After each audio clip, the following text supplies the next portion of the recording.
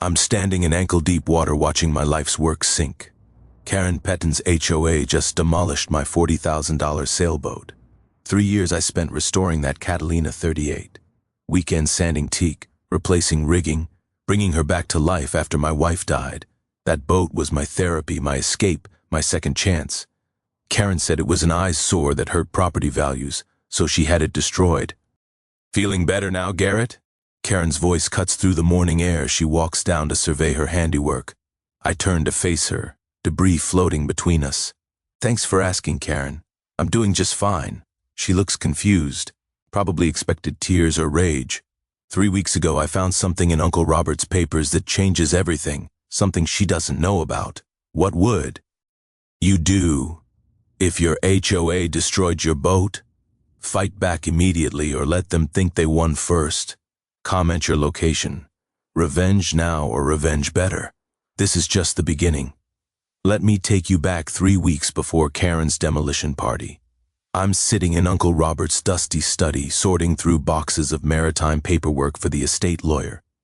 Bills, boat registrations, dock permits, the usual nautical bureaucracy that comes with waterfront property. Then I find it, a thick manila folder labeled Lighthouse Cove Marina Corporation.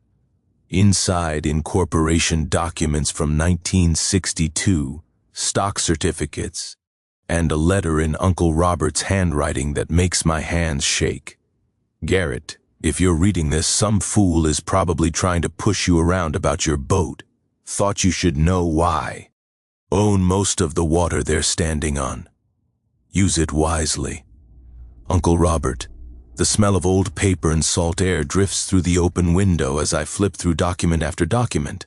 67% ownership of Lighthouse Cove Marina Corporation. Water rights extending 200 feet from shore. Every waterfront property in Lighthouse Cove. They're less, not owners, including Karen Pettin's precious mansion. I lean back in Uncle Robert's leather chair, mind racing. 3 years Karen's been harassing boat owners, claiming HOA authority over maritime matters. Turns out she's been playing dress-up with power that was never hers. Every violation notice, every fine, every community standard she's enforced completely illegal. But here's the beautiful part. I don't have to use this information right away. Sikar. En Petton is the type of person who can't help herself. Give her an inch of perceived power, and she'll take a mile. Give her what she thinks is a victory, and she'll get greedy. I've watched her operate for 3 years, first targeting old Pete's fishing nets, then the Morrison family's lobster traps, now my sailboat. The woman has a pattern, and patterns are predictable. So I make a decision that ably sounds crazy. I'm going to let her escalate. I'm going to document every illegal action, every harassment campaign, every violation of maritime law she commits while thinking she's untouchable. And when she finally crosses the line into criminal territory, which she will, because people like Karen always do, I'm going to drop the hammer. My maritime lawyer confirms what the documents already told me. Marina corporations supersede HOA authority on waterfront matters. Period. In coastal disputes, corporate water rights trump neighborhood associations every time. But the timing has to be perfect. Strike too early, and Karen just backs down. Maybe resigns from the HOA, moves away. Strike at the right moment, and she destroys herself so completely that no future Karen will ever try this again. The creak of dock planks outside Uncle Robert's window sounds different now. That's my marina out there. Those are my tenants, and one of them has been masquerading as the landlord for 3 years. I start keeping a journal. Every Karen interaction, every illegal demand, every harassment incident against local boat owners. The fishing community starts opening up when they realize someone's finally listening. Stories pour out. Threats, intimidation, discriminatory enforcement based on boat size and owner income. 3 weeks I spend building my case, watching Karen operate, learning her triggers. She's predictable. All right, Mention property values and she goes nuclear. Suggest her authority isn't absolute and she doubles down. Challenge her publicly and she makes mistakes. The taste of morning. Coffee turns bitter as I read her latest violation notice about my yacht. Final warning before enforcement action. I know what that means.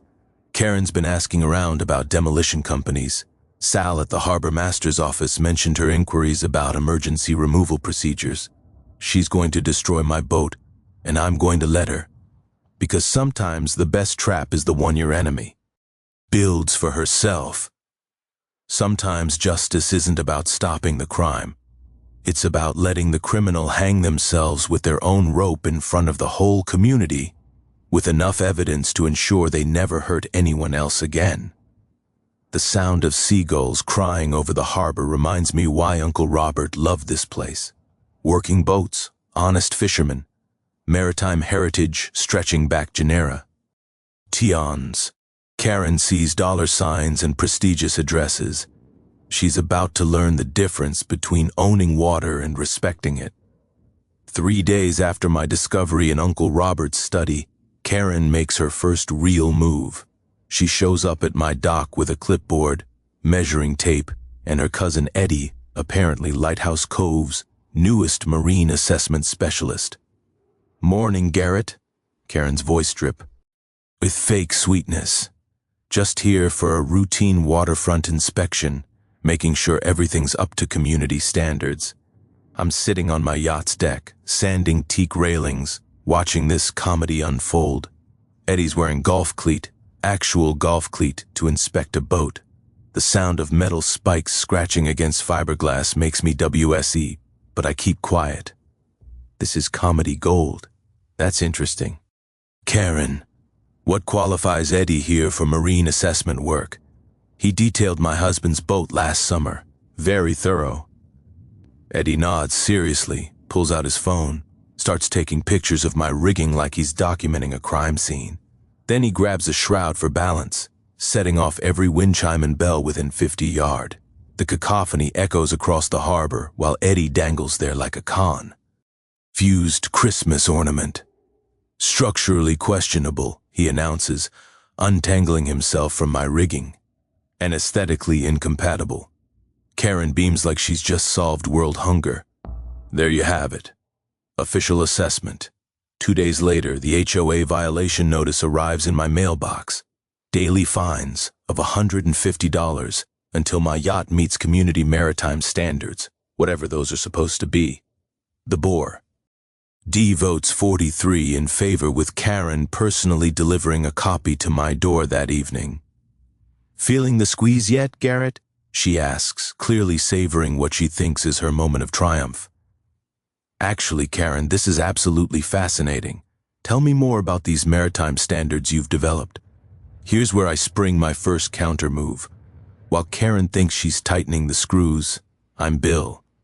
Ding a legal case that would make prosecutors weep with joy.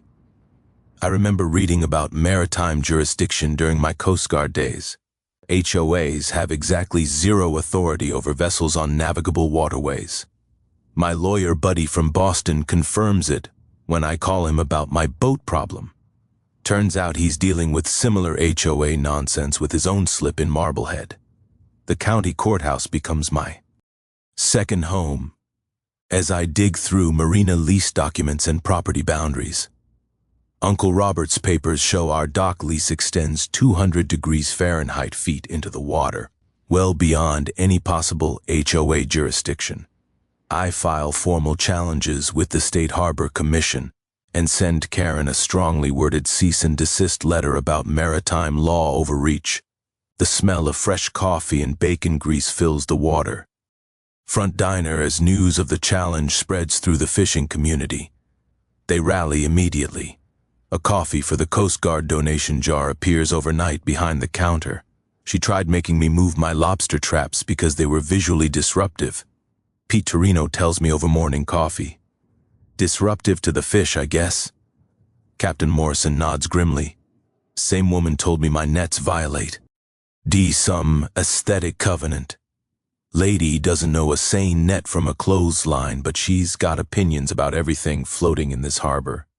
Meanwhile, Karen's busy organizing her own concerned homeowners group, trying to rally support from the yacht club crowd and newer residents.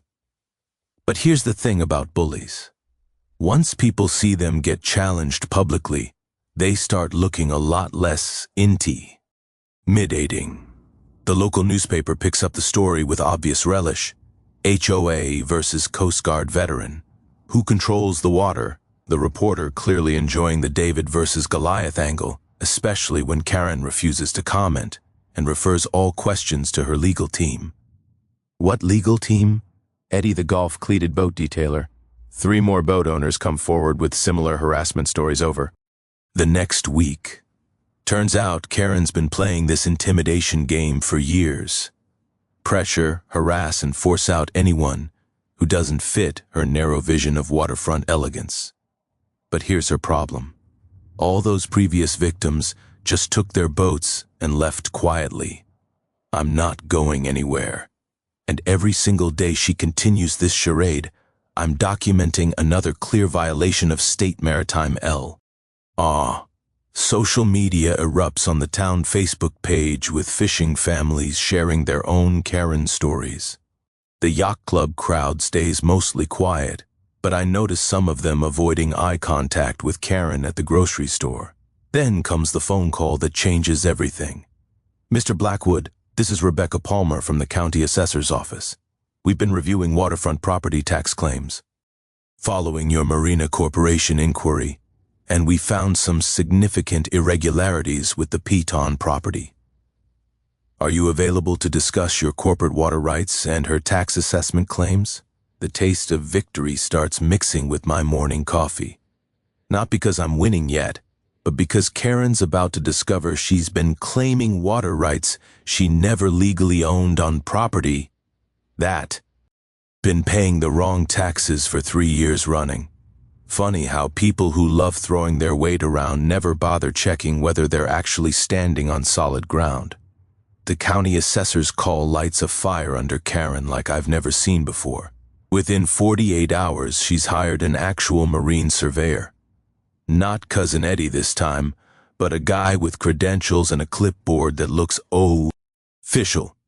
Mr. Blackwood, the surveyor says apologetically, I'm required to inspect your vessel for safety violations. Mrs. Petton has expressed concerns about structural integrity. I watch for my dock as this poor guy climbs all over my perfectly seaworthy yacht, testing every cleat, checking every through hole, measuring deck load distributions. The smell of marine varnish and salt spray fills the AIR while he does his job professionally and thoroughly. 3 hours later, he hands me his report. Your vessel is in excellent condition. Minor recommendation to tighten 1 dock cleat, but she's completely seaworthy. Karen snatches the report from my hands before I can even finish reading it. What about this loose cleat? That's a safety violation. Ma'am, it's a maintenance suggestion, not a safety violation, Karen repeats firmly. I'm reporting this to the harbor master immediately. The next morning, Harbor Master Celino shows up during a November storm, rain pelting the dock like machine gun fire. He's clearly not happy about being dragged out in this weather. Garrett, I got to check that cleat Karen's screaming about, S says, water dripping from his rain slicker. You know this is right. T, do what you got to do, S. He tightens the cleat with a wrench, takes about 30 seconds and shakes his head. There, fixed. Tell Karen to stop wasting my time with this nonsense. But Karen's not done. She's discovered that the Coast Guard has jurisdiction over vessel safety. So she calls them for an inspection. The petty officer who returns her call explains politely that they don't inspect private vessels on private docks unless there's an actual maritime emergency.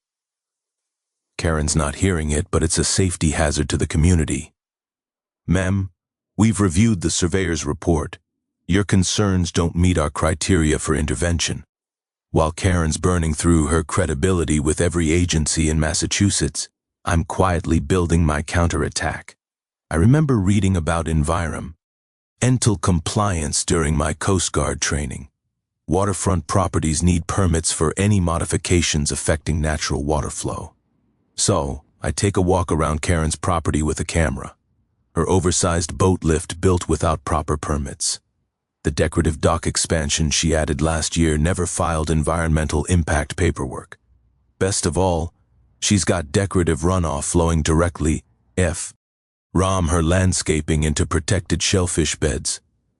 I document everything, then call my contact at the state environmental office.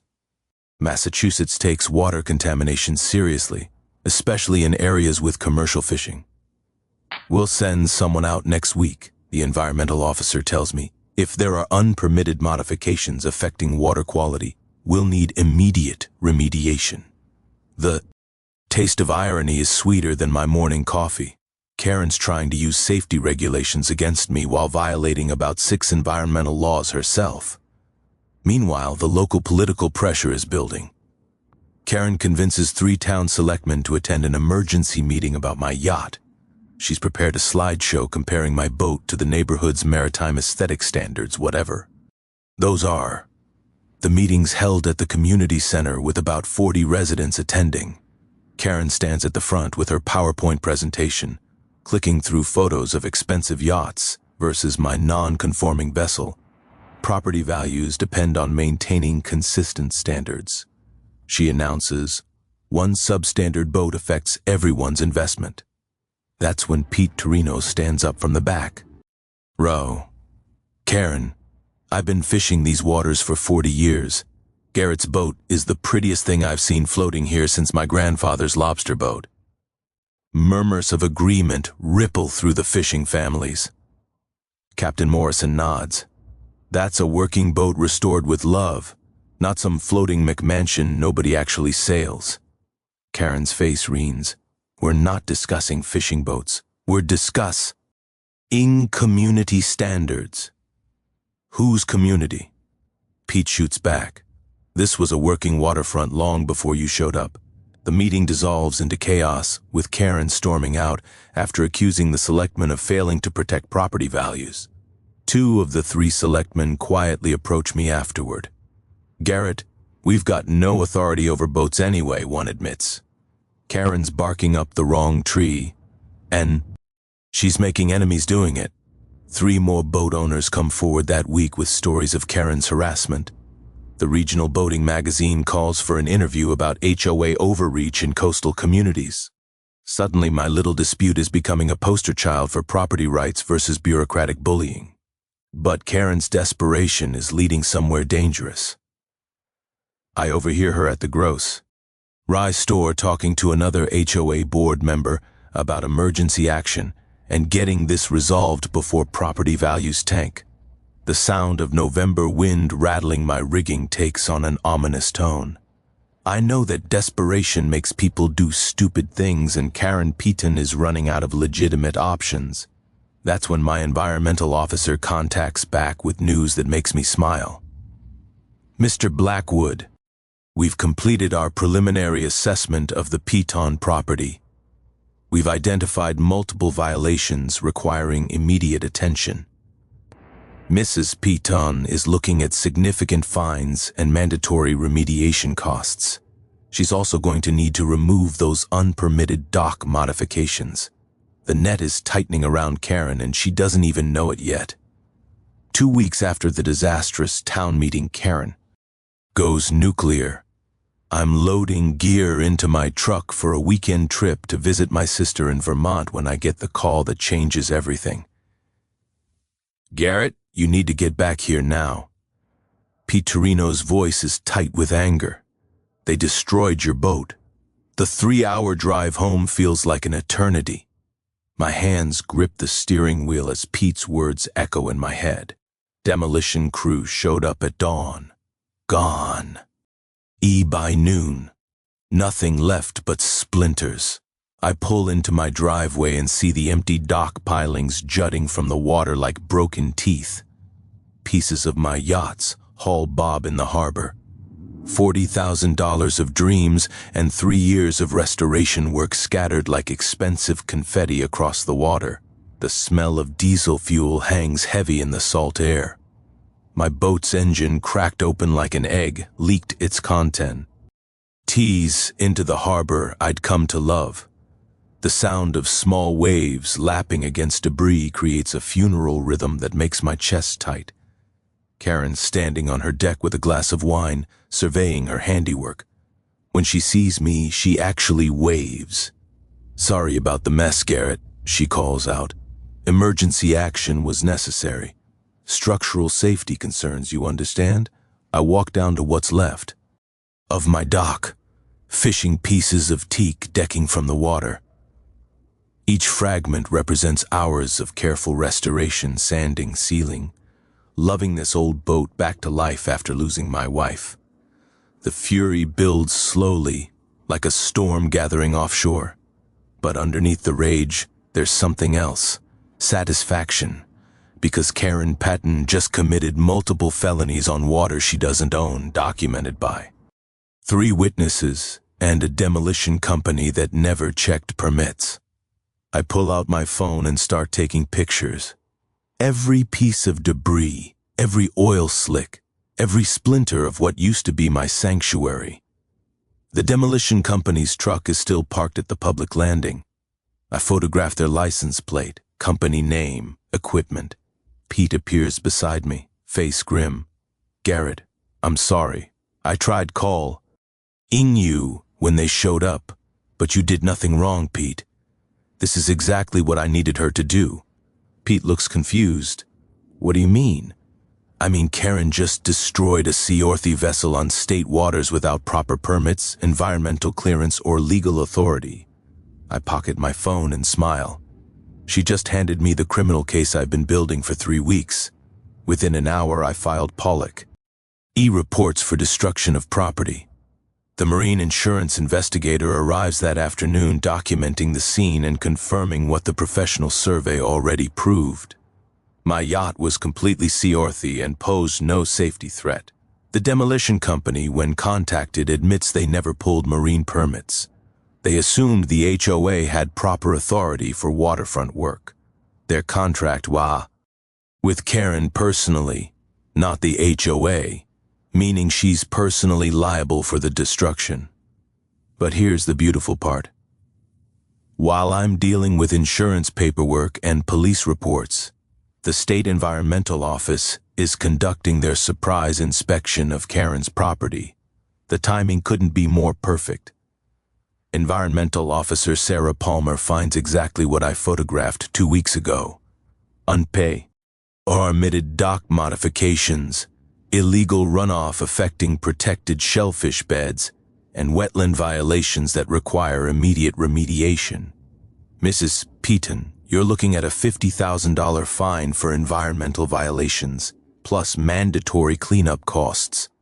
Officer Palmer explains as Karen turns pale. You have 48 hours to begin remediation or face additional penalties. The sound of Karen's voice rising to a shriek carries across the water as the reality hits her. She's not just facing fines, she's looking at potential criminal charges for environmental contamination. Meanwhile, the local news crew arrives to cover the yacht demolition controversy. The reporter interviews Pete about the morning's events, and his words are pure gold. 40 years I've been fishing these waters, and I never seen such destructio. That was a beautiful boat restored with love and care. What they did here today, it's criminal. Karen, cornered by reporters, makes her biggest mistake yet. That vessel was a danger to the community. I did what the HOA board authorized for public safety. Except the HOA meeting minutes show no such authorization. 3 board members are already distancing themselves, claiming they were misled AB. Out the timeline and legality, the taste of victory is starting to overwhelm the bitterness of loss. Yes, they destroyed my boat, but in doing so, Karen committed enough crimes to end her harassment campaign forever. That evening, my maritime lawyer calls with news that makes me smile despite everything. Garrett, Based on the police reports and environmental violations, the district attorneys of Vice is interested in this case. Destruction of property, environmental crimes, operating outside legal authority. She's looking at serious charges. I stand on my broken dock as sunset paints the harbor gold and red. Pieces of my yacht still float nearby, but they're not debris anymore. They're evidence that will protect every boat owner in this harbor from future Karen Pettins. The sound of police boats circling the oil slick reminds me that sometimes justice requires sacrifice. Sometimes you have to let the enemy destroy something you love to prove just how dangerous they really are. Karen wanted to play games with authority she didn't have. Now she's about to learn what real authority looks like when it's backed by criminal courts and environmental law. Game over, Karen. You, played yourself. The day after my yacht becomes expensive debris, I decide it's time to end Karen's little power trip once and for all. 3 weeks of watching her dig her own grave has been entertaining, but she just crossed a line that requires immediate response. I call an emergency town meeting for Friday evening.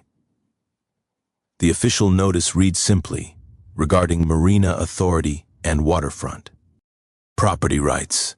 Karen probably thinks I'm finally throwing in the towel, maybe trying to negotiate some kind of settlement after her demolition victory. She has no idea what's coming. Friday night, the community center is packed. Word has spread through both the fishing community and the yacht club crowd. Even the regional news crew shows up, expecting to cover the aftermath of the boat destruct. Ion story. Karen arrives fashionably late, wearing her best power suit and carrying a leather portfolio. She's brought her husband, Frank, and 3 other HOA board members as backup. The woman is practically glowing with confidence as she takes a seat in the front row. "Thank you all for coming," I begin, standing at the podium with Uncle Robert's manila folder in my hands. "I've called this meeting to clear up some confusion about waterfront authority in Lighthouse Cove." Karen's smile widens. She thinks she's about to watch me publicly surrender. 3 weeks ago, I discovered something interesting in my uncle's estate papers, something that changes everything about the marina regulations Mrs. Peaton has been enforcing. I pull out the incorporation documents and hold them up for everyone to see. "Ladies and gentlemen, I'd like you to meet the majority owner of Lighthouse Cove Marina Corporation. That would be me." The room goes dead silent. You could hear a pin drop on the harbor 40 yards away. According to these documents filed with the state in 1962 and never dissolved, I own 67% of this marina. Every dock, every slip, every inch of water access that your waterfront properties depend on. Karen's face drains of color like someone pulled a plug.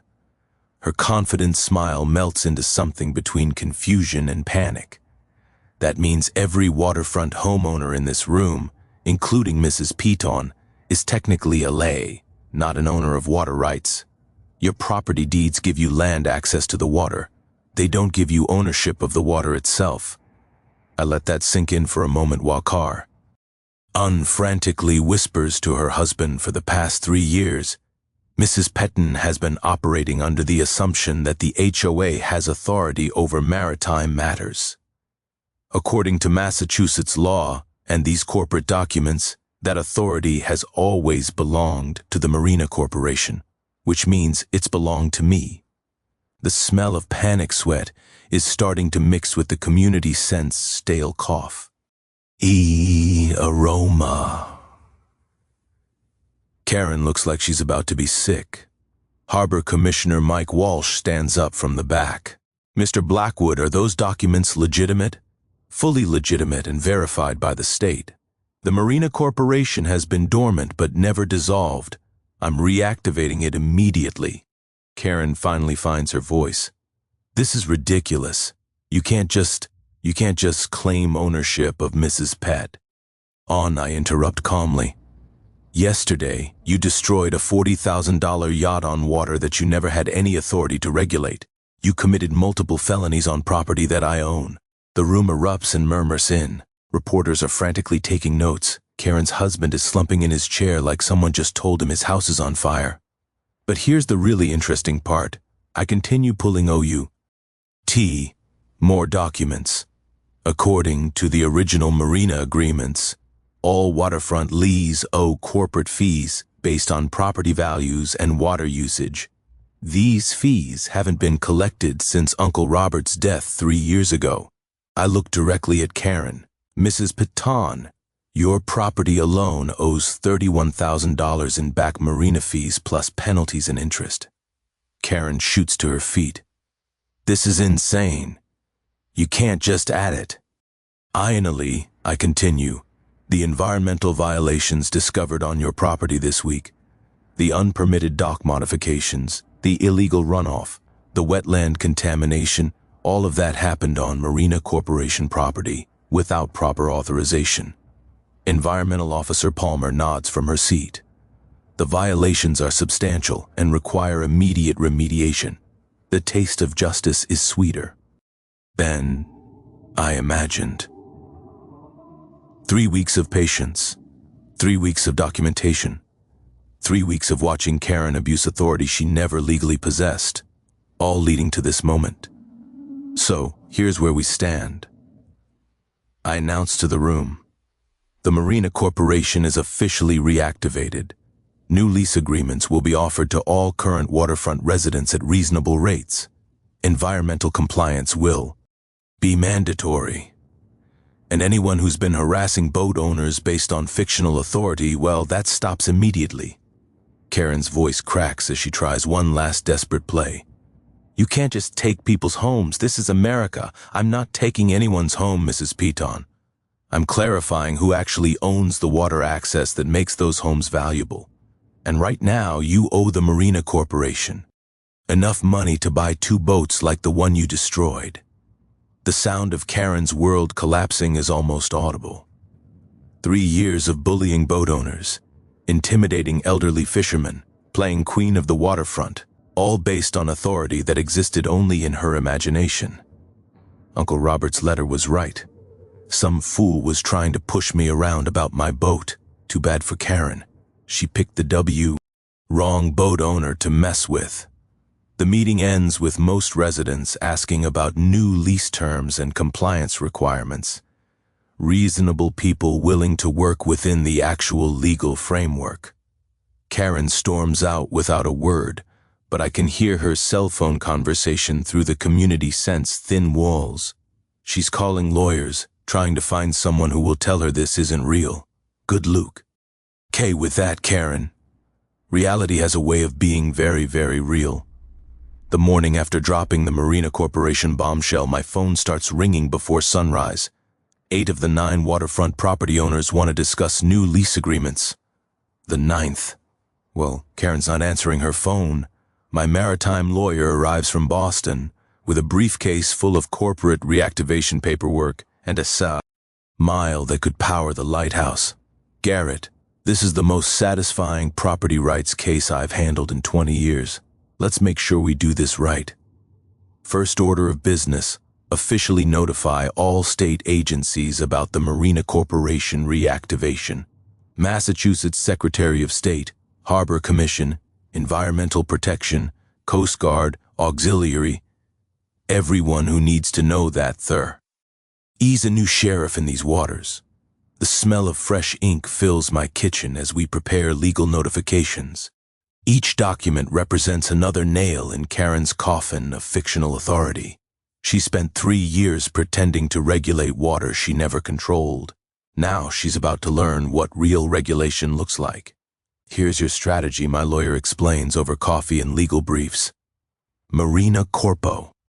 Rations have broad authority over waterfront activities, safety standards, and environmental compliance. You can legally enforce regulations that the HOA never could. I spread Uncle Robert's original Marina blueprints across the kitchen table. The vision becomes clear.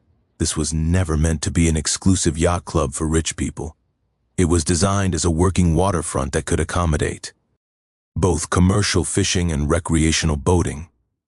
Time for some professional documentation. I hire a licensed marine engineer to inspect every waterfront property for safety and environmental compliance. Not Cousin Eddie with golf cleat, a real professional with credentials that will hold up in court.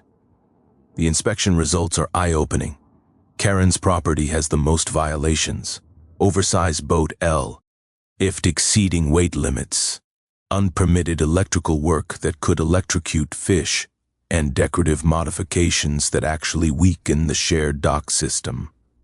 Knowledge nugget time. Marina safety inspections follow Coast Guard standards which supersede local building codes. I learned this during my service days. Maritime safety isn't negotiable, even for wealthy property owners who think rules to apply to them. Meanwhile, I'm building alliances throughout the community. The fishing cooperative gets first priority for permanent dock space at reasonable rates. These families have worked these waters for generations. They deserve protection from gentrification, harassment. Captain Morrison nearly tears up when I offer his family a 50-year lease at 1990s rates. Garrett Karen tried to price us out 3 times, said our gear was incompatible with neighborhood aesthetics. This means we can stay. The Marine Conservation Group jumps at my offer to partner on harbor restoration. Dr. Sarah Martinez, the marine biologist, has been fighting Karen's environmental violations for 2 years. Your uncle was a visionary, she tells me. This marina design actually improves water quality instead of degrading it. Next comes the financial strategy. 8 properties owe back corporate fees totaling $89,000. But I'm not looking to bankrupt my neighbors. I want compliance and cooperation. I design an amnesty program, pay 50% of back fees, sign new environmental compliance agreements, and receive protection from future harassment. Most residents jump at the deal. It's cheaper than fighting and provid. Security they never had under Karen's reign of terror. Karen gets no amnesty. Her bill stands at $31,000 in back fees, plus yacht replacement costs, plus environmental remediation expenses, plus legal fees for 3 years of harassment. The taste of calculated justice gets better every day. I install security cameras at marina boundaries, perfectly legal as the marina operator. Every interaction will be documented now. No more he said, she said disputes. Everything recorded, everything admissible in court. The local media strategy writes itself. I invite the regional boating magazine to cover marina restoration and waterfront heritage preservation. The story angle, family legacy, protecting working waterfront from corporate harassment. 3 television stations request interviews about the David versus Goliath waterfront battle. I accept them all. Sunlight is the best disinfectant for bullies like Karen. The sound of hammers driving new marina boundary stakes into rocky shore echoes across the harbor. Physical demarcation of legitimate authority. Every stake represents protection for current and future boat owners. I partner with the retired harbor patrol officer who's been watching Karen's harassment campaigns for years. Officer Jim Bradley becomes marina security consultant, bringing 40 years of maritime law enforcement experience. Garrett, what you're doing here? Protecting working waterfront from fake authority. This is why I got into harbor patrol originally. Jim tells me Karen's been a problem for years, but nobody had the legal standing to stop her until now. Final preparation. Documenting every regulatory violation on Karen's property for official enforcement action. The Marine Engineer's report reads like a criminal indictment. Structural dangers, environmental crimes, safety hazards that could injure other boat owners. I schedule the official marina inspection for Harbor Festival weekend. Maximum community visibility, maximum media presence, maximum accountability for 3 years of illegal harassment. But I saved the best for last, researching Karen's husband's insurance business. Turns out Frank Peaton's company has been overcharging waterfront property owners for high-risk marina coverage. Coverage that was never actually high risk because the Marina Corporation maintained professional safety standards. The web of Karen's fictional authority reaches deeper than I imagined. She and Frank have been profiting from the chaos she created, charging premium rates for problems that didn't exist. Time to end this once and for all. The creak of Uncle Robert's old rocking chair reminds me why this matters. He protected this waterfront for 40 years, maintaining it as a place where honest people could enjoy honest boats without harassment from people who think money equals authority. Karen wanted to play games with power she didn't have.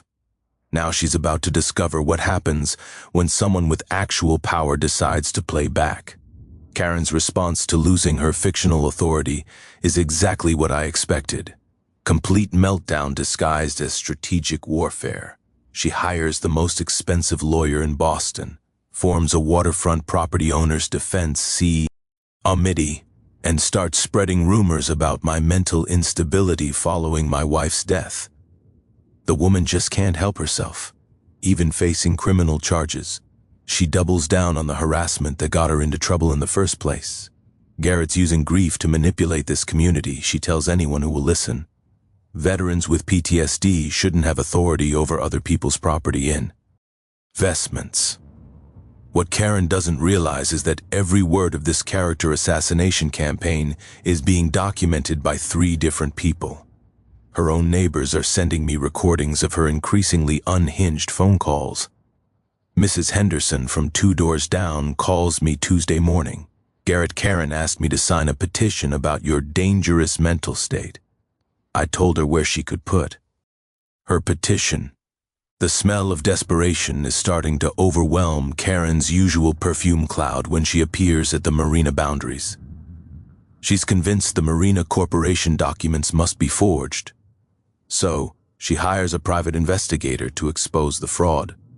Her PI makes one fundamental mistake. He investigates the wrong Garrett Blackwood.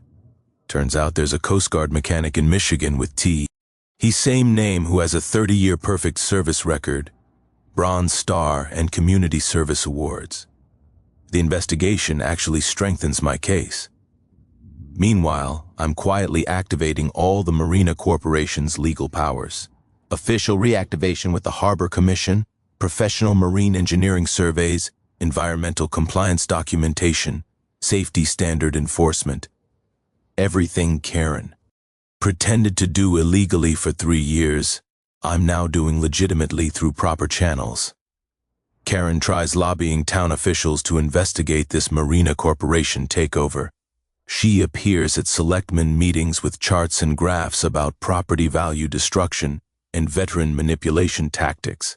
The selectmen listen politely, then ask to see her legal documentation of HOA Maritime Authority.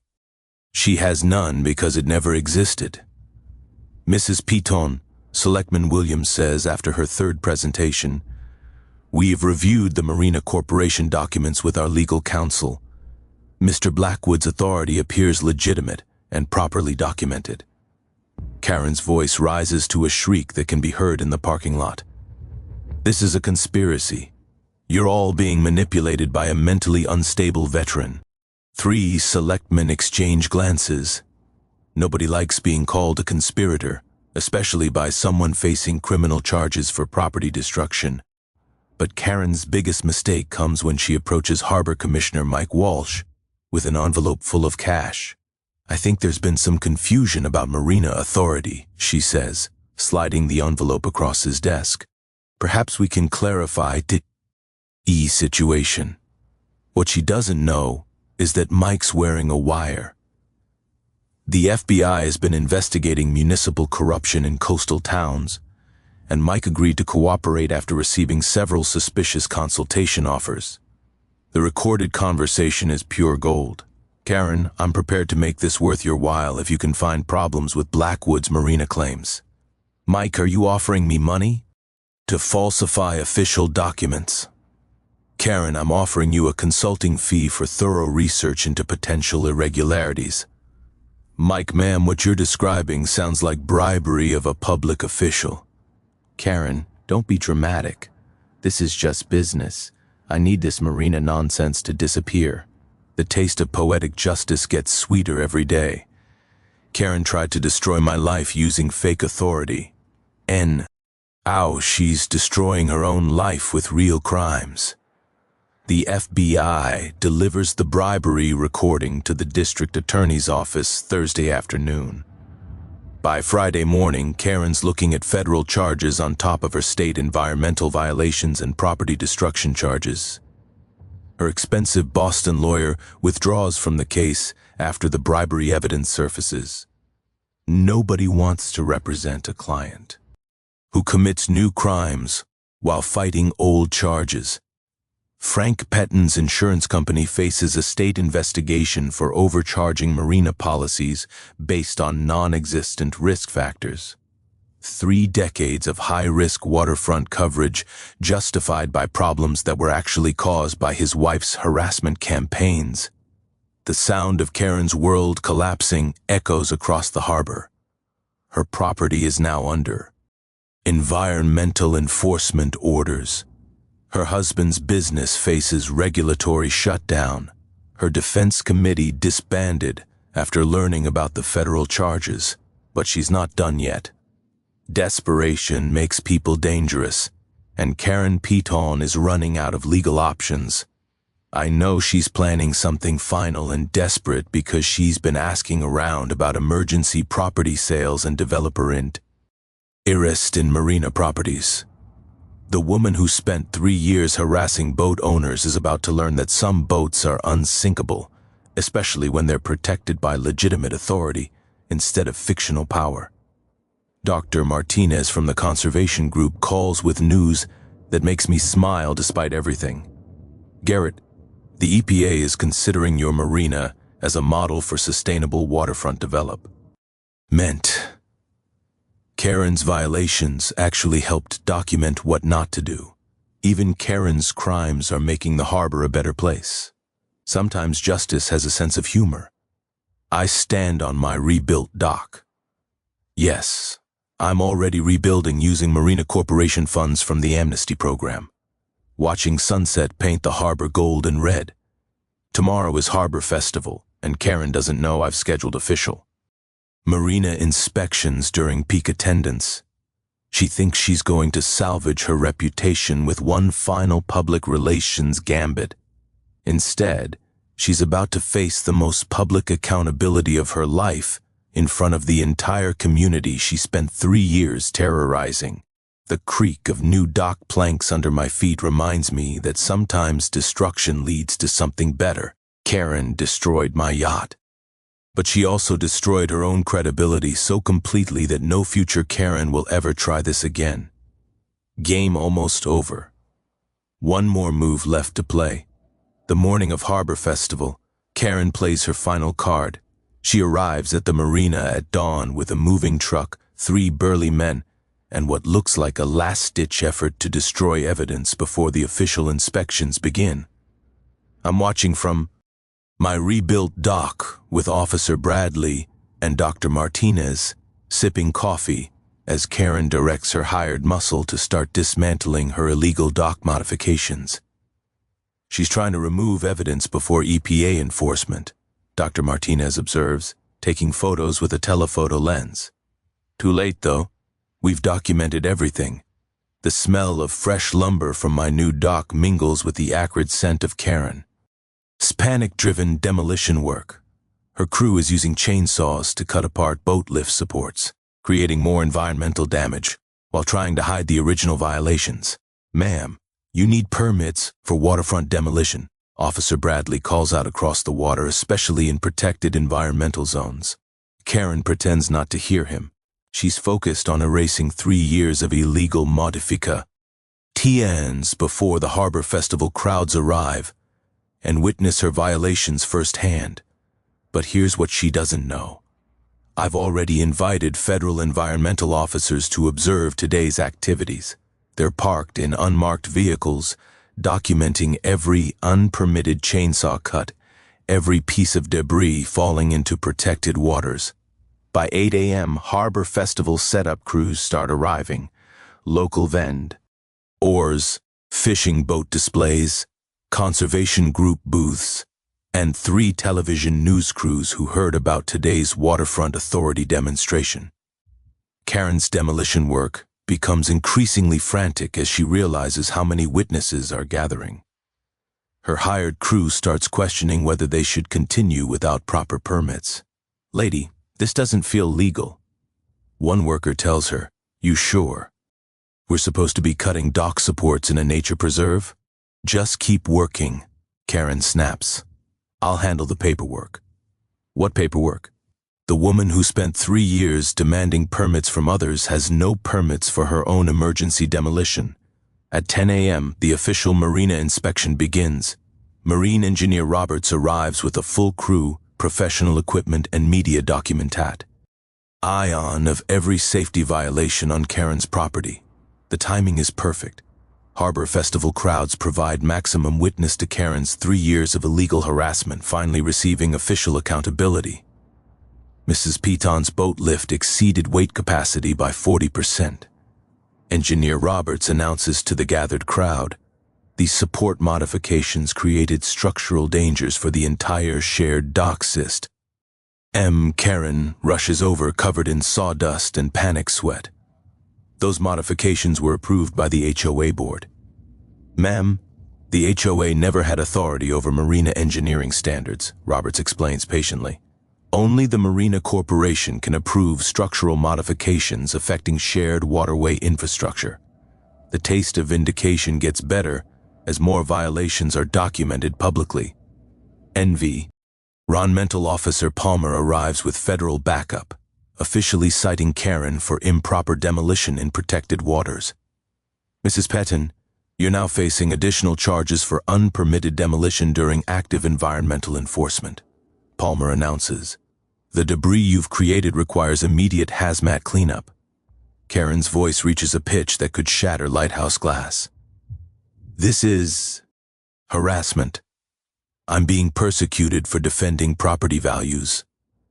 Harbor Festival attendees start gathering around the spectacle.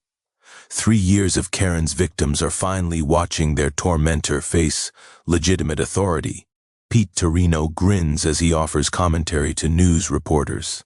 "That woman spent 3 years telling honest fishermen our gear was illegal."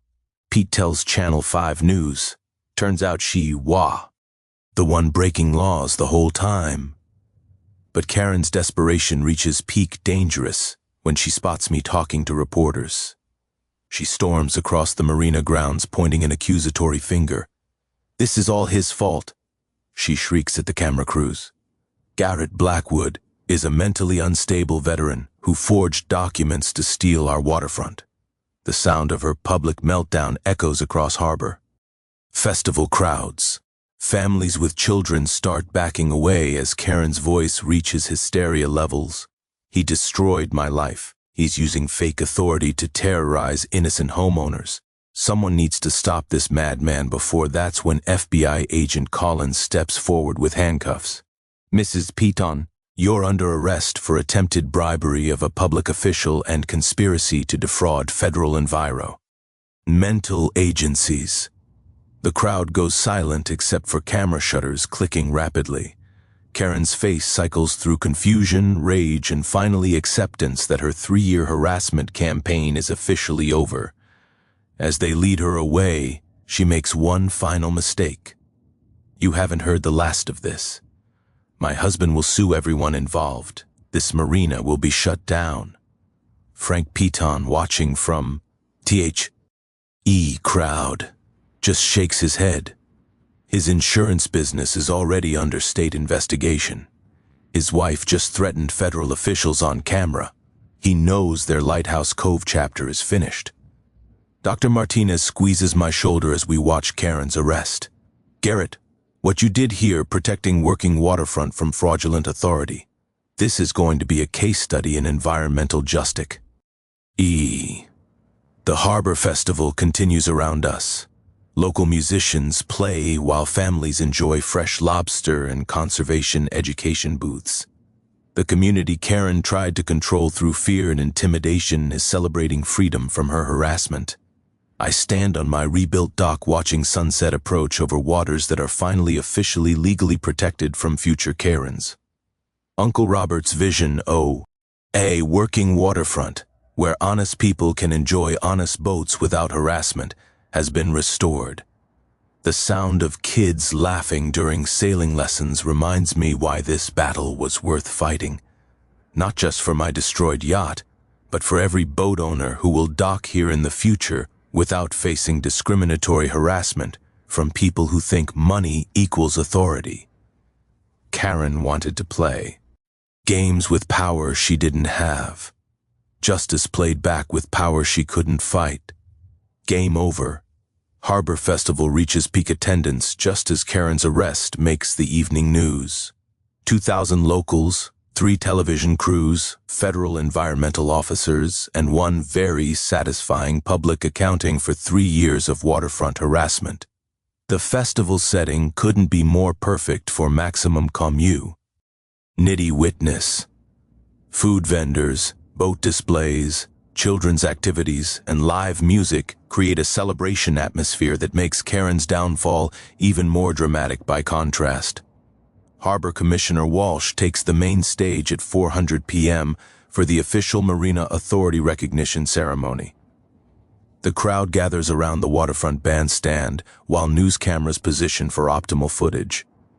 "Ladies and gentlemen," Walsh announces, "we're here to officially recognize the reactivation of Lighthouse Cove Marina Corporation and clarify waterfront authority that's been confused for several years."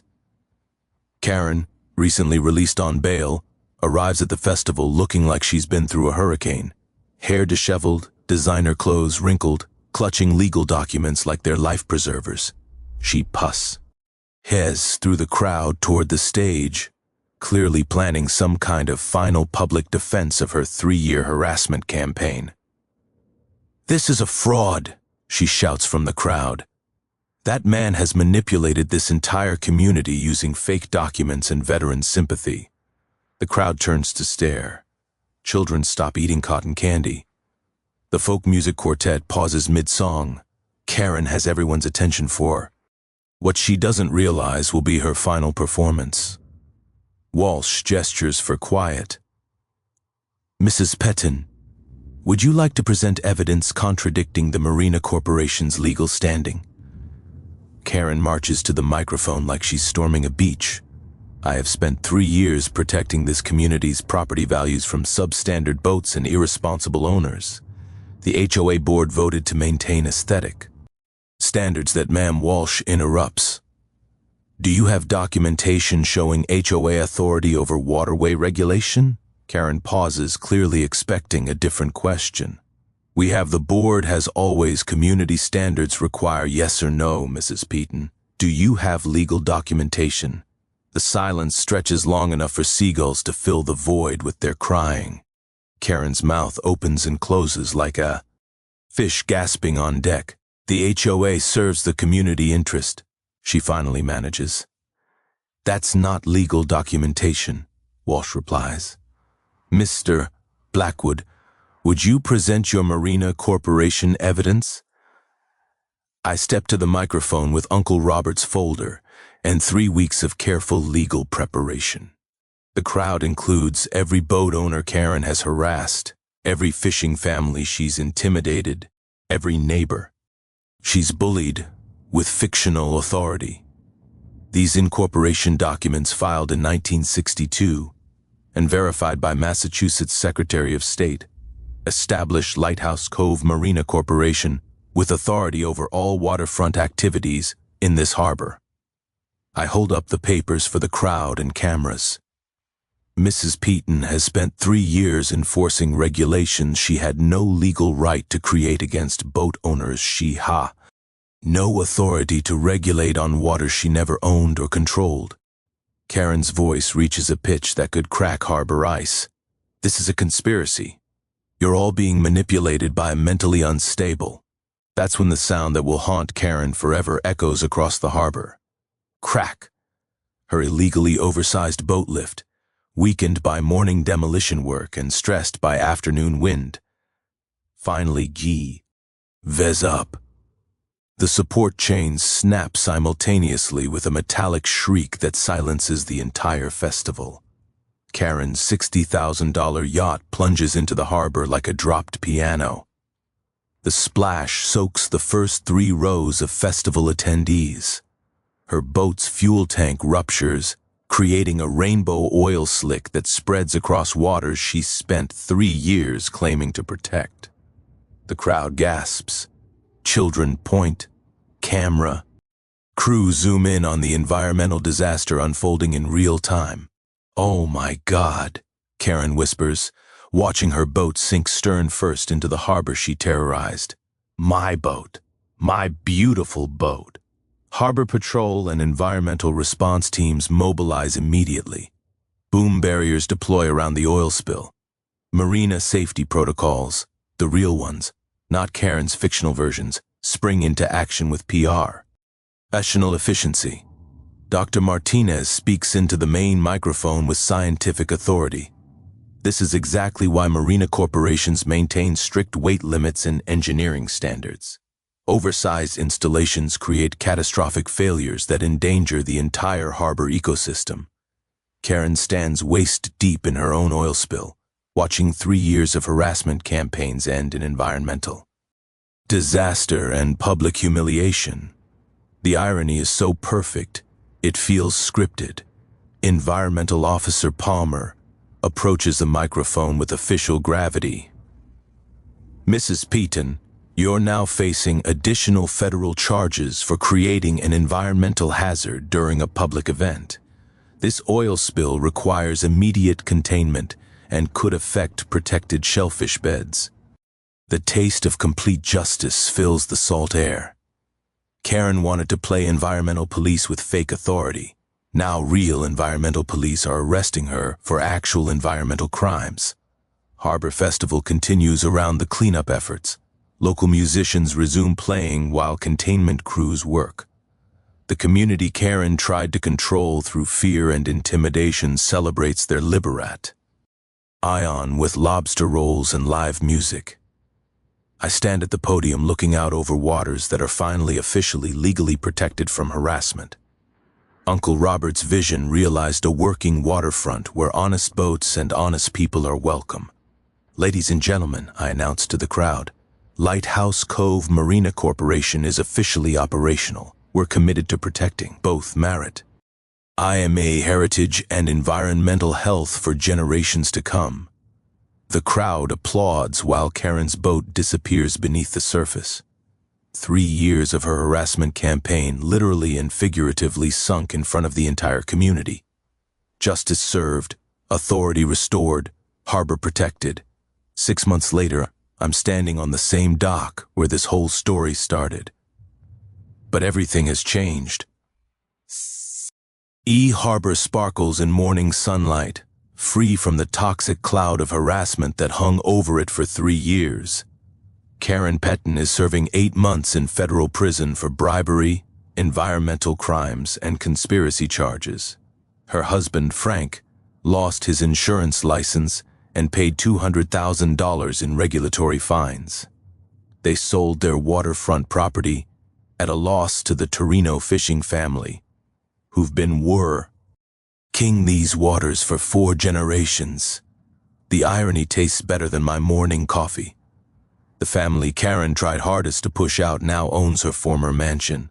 Uncle Robert would have loved this, Pete Torino tells me, watching his grandchildren learn to sail in the protected harbor.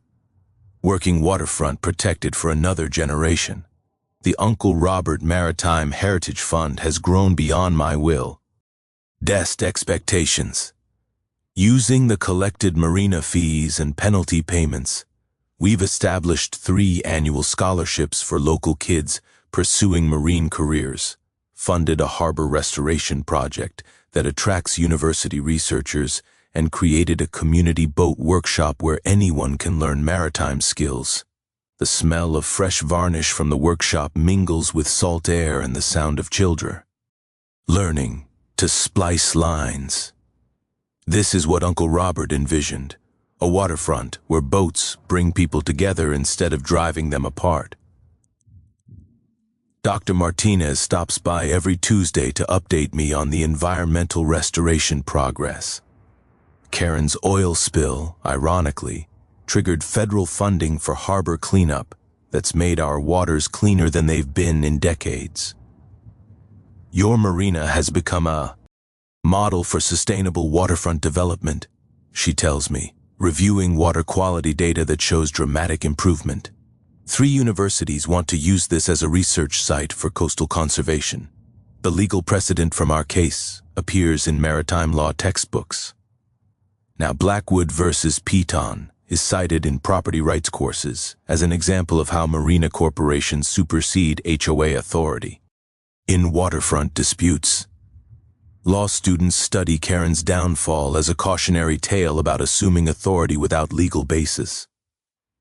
My insurance settlement for the destroyed yacht funded something better than a replacement boat. Second chance has become third chance. A 42 FFT sailing school vessel donated by a grateful boat owner from Karen's previous harassment campaigns. Every Saturday morning, sailing to local kids whose families could never afford yacht club fees. The sound of young voices calling out sail trim commands echoes across waters that are finally free from discrimination based on boat size or owner income. The taste of redemption gets better every time one of these kids masters a difficult maneuver or falls in love with the wind and water that Uncle Robert protected for. 3 other coastal communities have contacted me about similar HOA conflicts. Apparently, wealthy newcomers trying to eliminate working waterfronts is a common problem. I've become an unofficial consultant on marina rights and maritime law, something I never expected during my Coast Guard career. The regional boating magazine features our marina annually as an example of heritage preservation and community cooperation. Harbor Festival has doubled in size, attracting visitors who want to see the place where David beat Goliath using legitimate authority instead of fake power. I'm dating now. Dr. Martinez and I discovered we share more than just environmental concerns. She's helping me understand the ecological science behind Uncle Robert's marina design. Turns out my uncle was an environmental visionary 50 years ahead of his time. The creak of dock planks under my feet sounds different now, not just because they're new, but because they represent something permanent. Protection that will outlast any future Karen who thinks money equals authority over other people's boats. Every morning I walk the marina boundaries with a cup of coffee and a sense of completion. 8 waterfront families now have secure, affordable leases. The fishing cooperative has guaranteed dock space.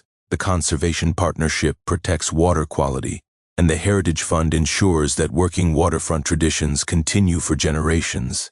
The sound of rigging chiming in harbor breezes carries stories of justice served and communities protected.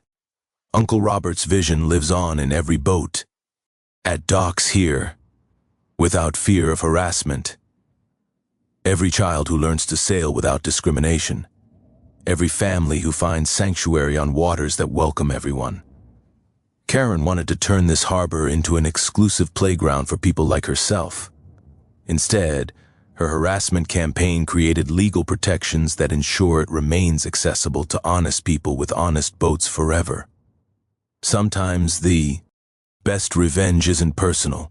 It's building something better than what they tried to destroy.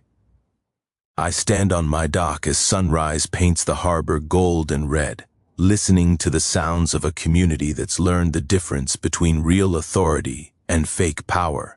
In a few hours, this dock will fill with kids excited about their sailing lesson. Elderly fishermen, sharing stories with young captains and families, discovering the joy of boats that bring people together instead of driving them apart. The taste of lasting justice is worth every moment of the battle it took to achieve.